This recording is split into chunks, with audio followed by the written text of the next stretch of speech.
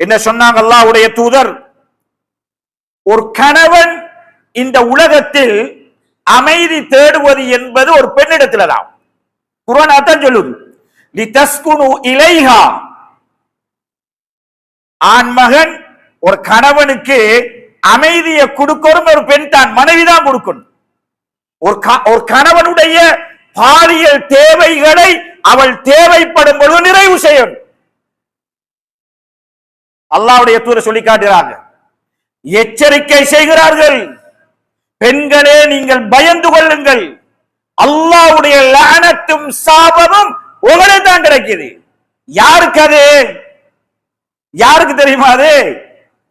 எந்த பெண், எந்த கணவன் தன்னுடைய இல்லற தேவையை நிறைவு செய்வதற்கு அழைத்த நேரத்தில் அதை வேண்டும் என்று மறுக்கிறாளா, அதை புறக்கணிக்கிறாளா, பொய் காரணங்கள் சொல்கிறாளா?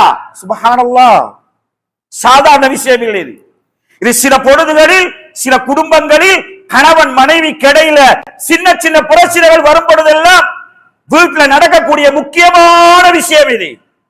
சாப்பாடு கிடைக்காட்டி சாப்பாட்டை கடையில சாப்பிட்டு கொள்வா, டீ கிடைக்கலையா ஊத்தி குடிச்சிட்டு போயிடுவா, தூங்குறதுக்கு இடம் இல்லையா தரையில தூக்கிட்டு போயிடுவா.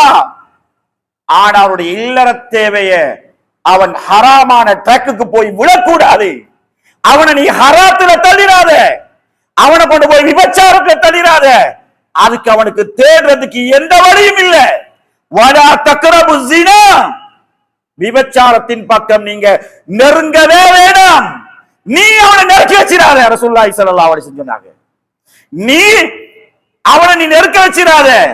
உன்னை ரெஸ்பெக்ட், உன்ட கோபம், உன்ட சில காரணங்கள், நீ உடலியல் ரீதியாக தகுந்த நிலை நீ இருக்கும் பொழுது கூட உன்னுடைய கணவன் அவனுடைய இல்லற தேவையை நிறைவு செய்வதற்கு அழைத்த பொழுது நீ வராமல் இருந்தால், நீ மறுத்தால், நபிகளார் ஸல்லல்லாஹு அலைஹி வஸல்லம் சொல்கிறார்கள், லஅனத்துல் மலாயிகா ஹத்தா துஸ்பிஹ என்று சொன்னாங்க ரசூலுல்லாஹி ஸல்லல்லாஹு அலைஹி வஸல்லம். அன்று இரவு அவன் அவருடைய தேவைகளை நிறைவு செய்வதற்கு அழைத்து இவள் வராமல் மறுத்து தனியாக அவள் தூங்கினால் காலை வரைக்கும் மலக்குமார்கள் இவளுக்கு லானத்து செய்து கொண்டிருப்பார்கள் என்பதாக நபிகளார் ஸல்லல்லாஹு அலைஹி வஸல்லம். இருக்கும் ரசூலுல்லாஹி ஸல்லல்லாஹு அலைஹி வஸல்லம் அவர்கள் பெண்கள் சமுதாயத்துக்கு செய்த எச்சரிக்கை, இந்த செய்தியில நிறைய படிப்பினை இருக்குது. அதிகமான ஆண்கள் பாவமான காரியங்களுக்கு போறதுக்கு மனைவிமார் காரணம் தானே. தப்பான ட்ரக்ல போகக்கூடாது, யாரும் அப்படி போகக்கூடாது. ஈமான் உள்ள நாளை மறுமையிலே அரசுடைய நிழல் கிடைக்கும் என்று எவருடைய உள்ளத்திலே அந்த நம்பிக்கை இருக்குதோ அந்த ஆண்கள் யாரும் என்ன செய்ய மாட்டார்கள்?